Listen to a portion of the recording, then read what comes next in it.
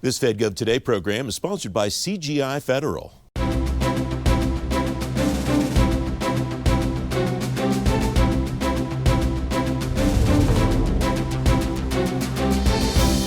On this edition of FedGov Today with Francis Rose, a data revolution in the making at the Treasury Department, the modernization mission to fulfill the PMA, and the Navy's all in on autonomy. Welcome to FedGov Today in Washington, D.C., on YouTube, and around the world on the American Forces Network. I'm Francis Rose.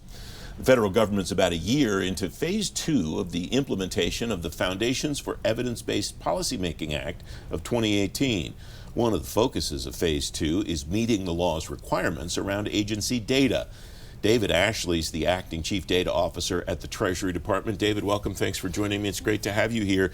You write about 5 points around data that kind of map out the way that the agency's going: governance, literacy, sharing, maturity, and cataloging. How did you and your colleagues decide those were the 5 things you wanted to focus on? Well, Francis, thank you for having me. I appreciate being here.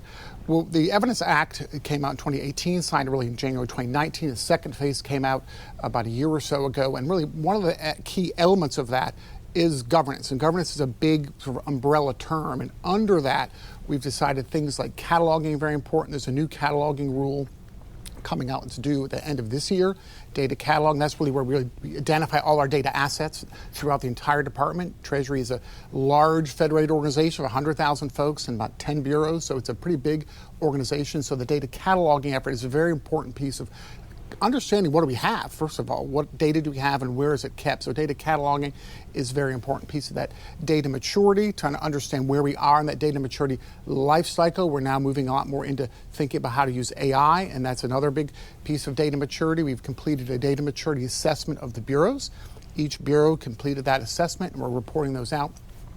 So that's a big part of kind of understanding the where we are before we understand where we're going to go.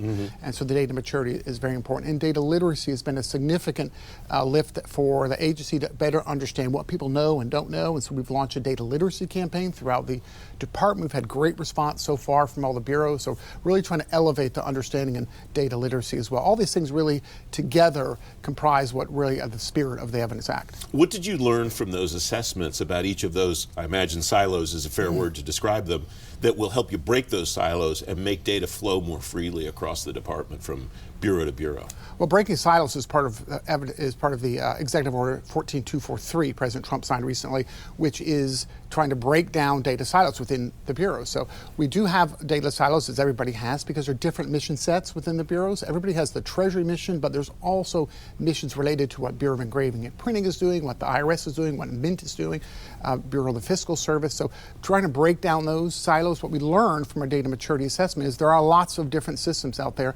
Many of them are not connected, and many of them don't need to be connected, but we're really getting a sense of really where we should think about connecting data sets. And looking at data sharing as well, that's another big effort. Looking at data sharing and how we can connect data elements throughout the department to create that common story across the bureaus. As you're doing that assessment, how much of what you see that will help you connect that data better has to do with the data itself, standards and so on? How much of it's infrastructure, with the way the infrastructure of the bureaus may be set up to communicate with each other, that kind of thing? Well, it's both. You've got a very vast amount of highly varied data. And then we have lots of systems that don't speak. And so we're looking at doing things like APIs, application programming interfaces, to really better connect the data sets and make them more efficient. So looking at that, and as well as leveraging artificial intelligence across the department at different levels, is something that we're looking at, piloting some of those efforts as well to better connect the data sets. Some of our larger agencies, like the IRS, bureaus, the IRS, they've got a huge vast amount of data, and we talk about big data, big data, big data. Really, it's about what do we do with the data is now becoming really the main focus. You told me before we went on the air about 3 elements of data that are important to you: data standards, metadata, data quality frameworks. What are those? How are they relevant to your modernization effort? Well, data quality is important. If you don't have good data quality, none of it really matters. So data quality is really one of the most important elements of that. So we look at multiple data sets, triangulate data sets to see if we come up with the same answer when we have the same question. And when you don't, there could be an issue. It could be an issue of data quality, it might be an issue of how you query the data sets, might be an issue of how you define terms, your assumptions. So looking at that. And the metadata is very important with our data sharing. We have a lot of agreements that are being shared across the department. And the metadata will help us understand sort of the nature of some of those sharing agreements. What are in those agreements? What's the story behind the totality of those agreements? So the metadata, data about data, so to speak, is really what we're looking for to kind of get a better understanding of what we really have. And I imagine that also helps the individual bureaus understand what the other bureaus have to determine what might help them that maybe they didn't know existed until now. Yeah, absolutely. So we have, within Treasury, we have, each bureau has its own chief data officer. And then we have the chief data officer at where I am. So there's a lot of ways we can draw together and better understand who's doing what. So we've created an enterprise data council of all the CDOs. So we meet regularly to see, hey, what are you doing? And how can we better interact and better connect our data sets and better really learn from each other what works and what doesn't work. Have you started to see fruits from those council meetings already? Yes. People, they know each other much better. They know who's doing what, and they get a better sense of how the data that they're using, maybe we could learn from others about how to analyze data, particularly in things like using AI. There's different levels of interest there and different levels of applicability. And so getting a sense of who's doing what really is going to help us leverage that tool more in an enterprise way. How are you looking at AI, and how are you encouraging the CDOs, the bureaus, to look at AI as a tool to solve a problem rather than as a shiny thing that would be cool to implement, may not necessarily be the solution to the problem? Yeah, the shiny object is an issue, and I think one of the challenges is what do we do with the information? So one of the problems with AI, or challenges really with AI, is it's so far ahead of us on a daily basis. I mean, we're sitting here talking, we're already behind in some ways in where AI has moved. So we're really trying to develop use cases, how we can actually use it and put guardrails around it. We do want to use it. Of course, we're going to be cautious about how it's being used, but there are a lot of different ways that we can do, and lots of types of analyses you can do to better understand how we can really implement some policies to affect the Treasury work. So, for example, looking at things like the bond markets, and that's very complicated, a lot of moving parts with interest rates going up and down. How do you predict that? So many moving parts with that. Using AI to help us with things like creating what they call random forests, which is bringing together lots of decision trees to answer how all those variables interact, is a level of insight we don't really have without those kinds of tools. So use cases is really a key piece of it. In modernization, it's easy to assume that the IT people are really important partners to you. I imagine they're not the only ones. Who are the other folks that you're working very closely with on your modernization effort? Well, yeah, the IT people are critical. Nothing happens without the IT folks. But also data users, data stewards. People are actually going to use the information, how they inform leadership with the information.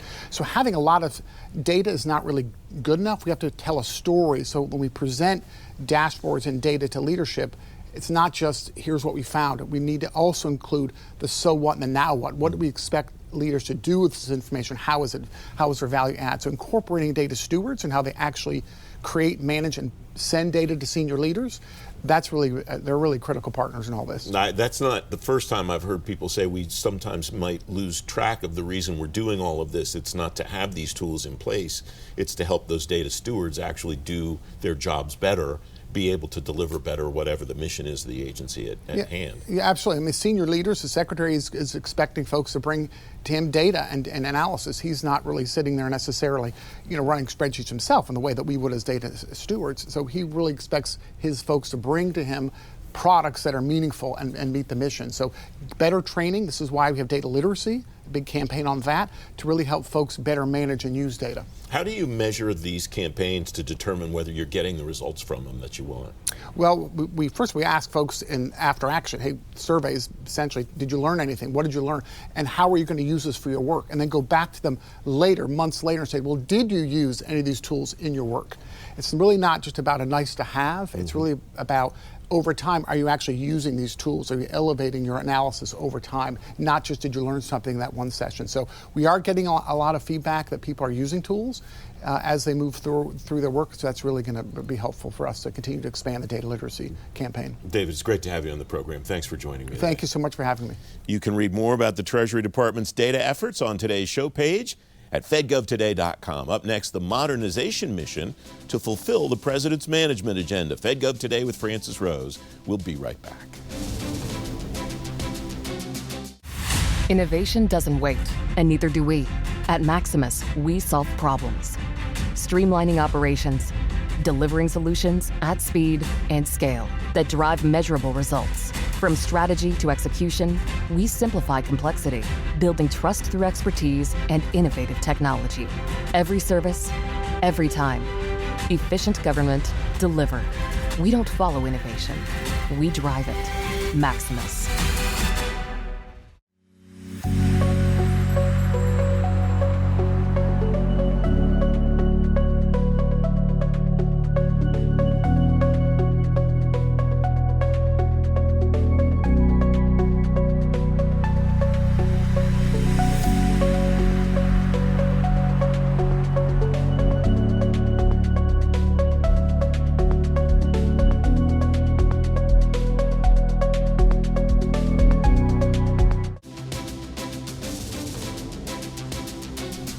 Welcome back. One of the priorities in the new president's management agenda that's out from OMB is to, quote, cease payments to fraudsters and eliminate waste. Financial management leaders across government tell me they're looking at ways they can use technology to do that. Carrie Canfield's Vice President of Product Strategy and Market Engagement at CGI Federal. Carrie, welcome. Thanks for joining me. How have you seen agencies that are modernizing financial management systems use that as an opportunity to really amp up their waste, fraud, and abuse efforts? Yeah, so the President's executive order in March 2025 entitled Protecting America's Bank Account from Fraud, Waste, and Abuse put financial management systems consolidation squarely in the middle of payment integrity. And the intersections across the different domain areas is so key. So budget talks to HR talks to finance, procurement talks to finance. So the pre-built integrations that Treasury has established, including the do not pay integrations, is a key tool for agencies to use to ferret out fraud, waste, and abuse. But there are others.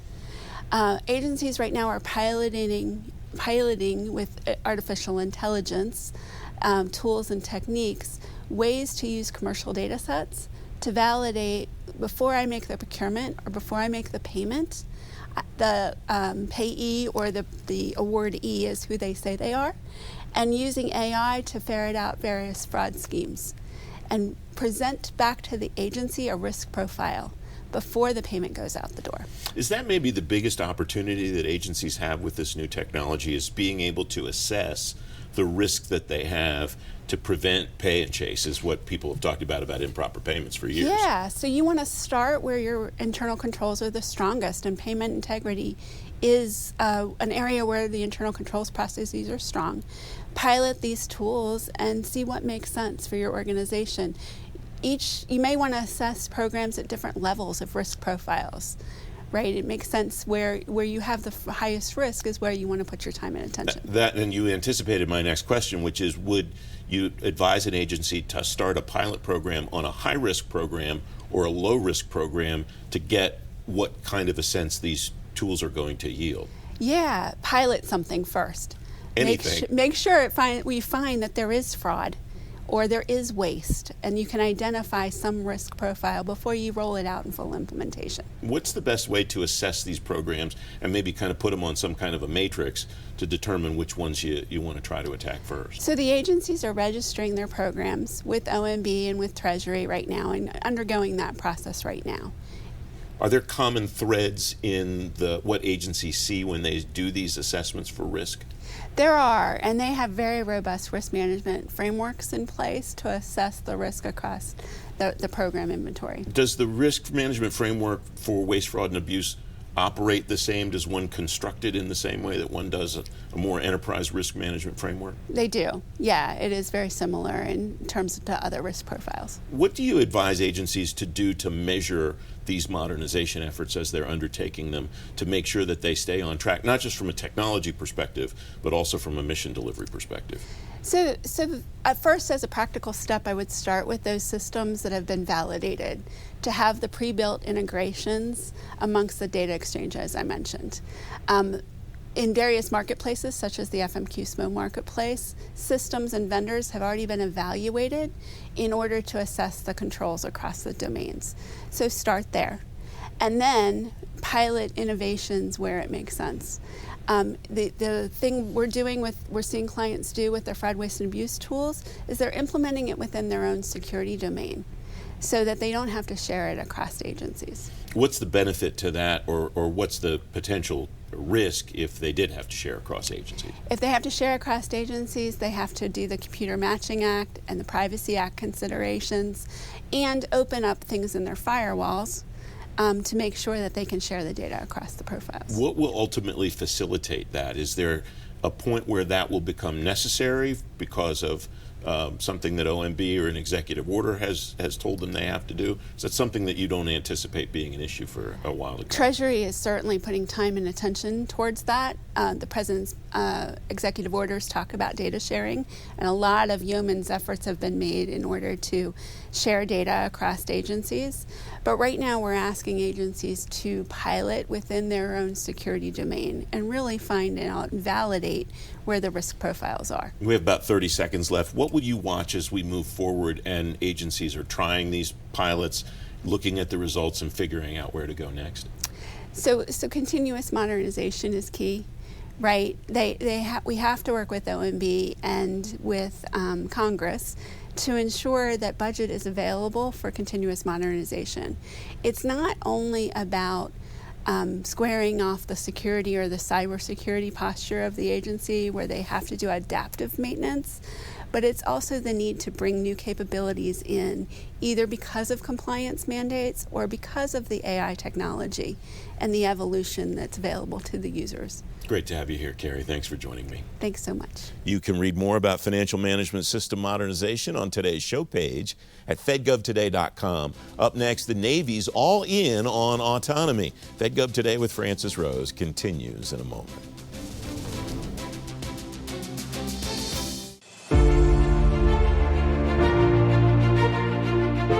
Governance, right? If you don't have strong governance of access to data, where the data sits and is stored, it's going to be really interesting because you're going to have someone doing it a little bit differently, and that difference, even though it might be slight, is where bad actors and ransomware can sort of get in. And so updating the HIPAA regulations, understanding how providers will be incentivized to adopt cybersecurity, deploy AI, et cetera, will be something super relevant and super important as we go on this modernization journey.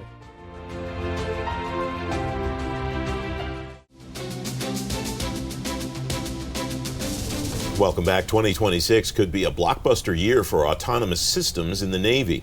According to Captain Garrett Miller, Commodore of the Navy's Surface Development Group 1, the service went from 4 small UAVs at the beginning of 2025 to hundreds now. Captain Sarah Rice, U.S. Navy, is Executive Officer of the Naval Research Laboratory. Captain, welcome. It's great to have you on the program. How's the work that you're doing at NRL connect with what the rest of the service is doing on UAVs? Absolutely. We at the U.S. Naval Research Laboratory are spearheading really the science and the research that goes into delivering that capability to all of our fleet, especially the autonomous and unmanned systems.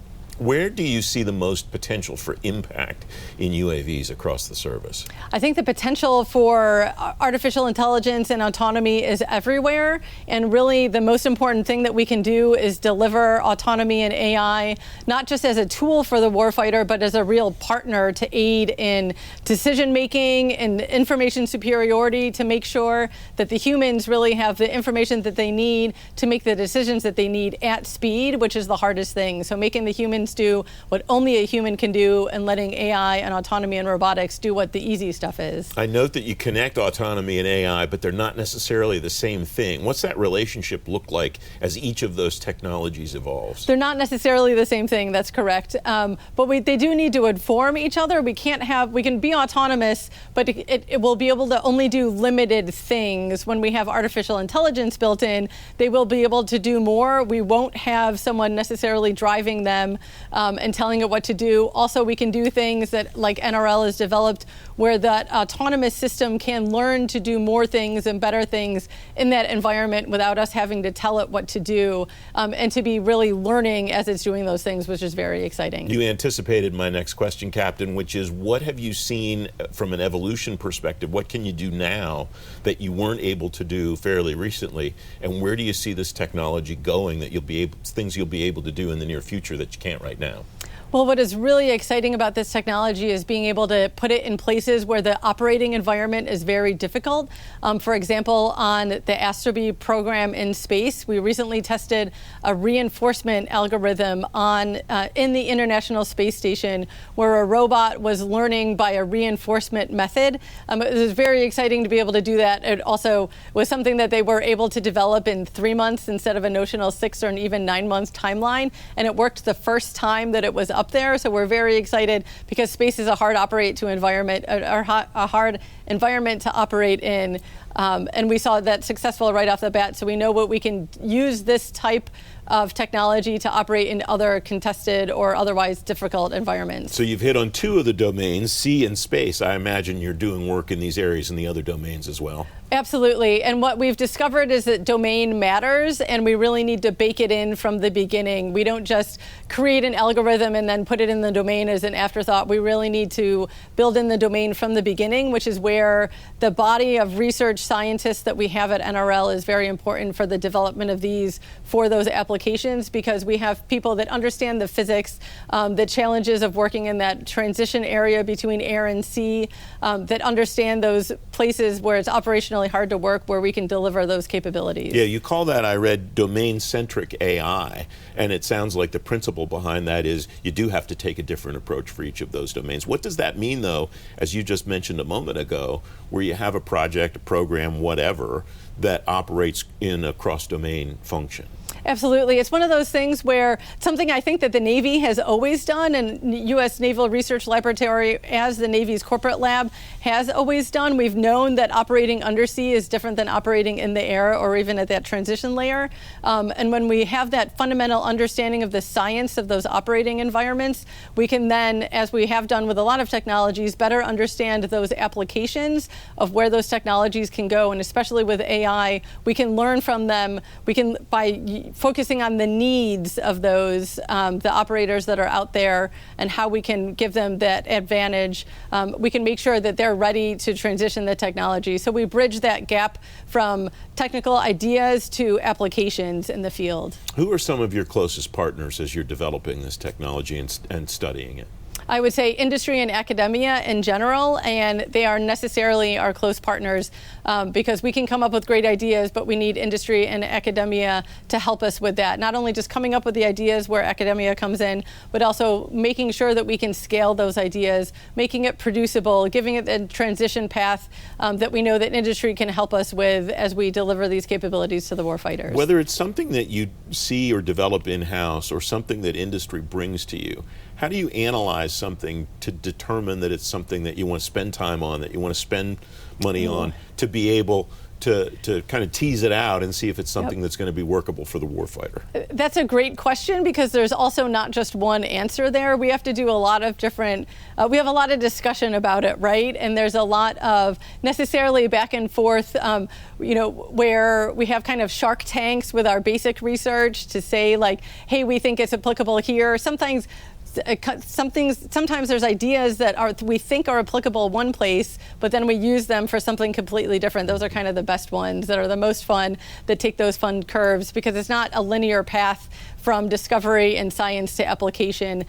We need to keep competing those ideas, keep coming up with different things, keep analyzing them and saying, is this getting where it needs us to go, or should we reevaluate, either take that somewhere else, put it on the back burner, and be able to bring it up again when something else changes. There's a lot that goes into it. How do you determine what those changes are that inform the direction that you want to go, or the types of technologies you want to focus on, or the types of solutions that you want to focus on? Oh, absolutely. We also listen to the warfighter, and we listen to academia, and we listen to those folks who are generating those needs for the warfighter, because the individual warfighters may not have the full perspective. They have a great perspective, but it's not always the big one, or the full picture. And sometimes it's even best to get out there and do those little things. We like to use the Henry Ford quote that is, if Henry Ford had asked what the consumer wanted, they would have said a faster horse. We're here to bring them those prototypes of those cars to see what kind of car that they would want to drive. What connection do you keep with the warfighter, with the end user of whatever you're developing, to make sure that it's doing what they need it to, and that you're taking it in a direction that's helpful to them, that gives them an internal combustion engine instead of a buggy whip? As a naval research enterprise, we have science leaders all across the globe embedded in our staff fleets from the Navy perspective. We do a lot of collaboration, a lot of outreach to academia. We're at the conferences. They're coming to us. We're talking all of the time and keeping that communication going so that we're getting good ideas both from the warfighter and from industry and academia who want to solve these hard problems. We have about a minute left. How does your previous experience operationally inform the way that you're approaching autonomy and AI at the NRL? I think that's a great question because I've learned what I love about the Navy is that it's hard and that we are always learning. The Navy operates in a challenging environment. We operate where a lot of folks don't go.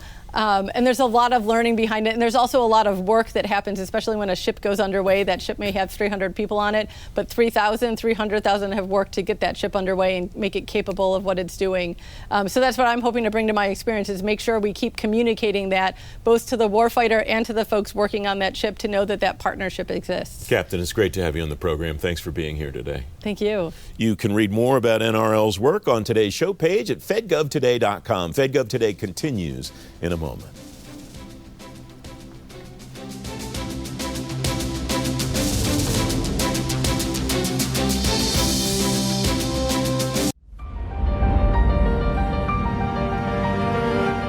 In government, there's also a lot of funding that's been pointed in that direction. And so sort of getting rid of this artificial segmentation that exists in the minds of government employees is critical to moving this industry forward in a way that is going to allow us to adapt and continue to grow. Just saying we can access that and we have that information, but being able to tell a story with that and develop programs around that, it's more important than ever that we're treating everything that you have, whether it be data or records or paper and boxes like Alec was saying, it's all the same. It needs to be treated under a strong program that really enforces all the frameworks and things that we've been talking about for years. Training at an agency is completely different for the different groups, but if all the information is now governed together, then ARMA and others can do the training to help those people excel at their jobs, and again, do it faster and more efficient. And then the cloud and AI is going to help to be the force multiplier to really expand that.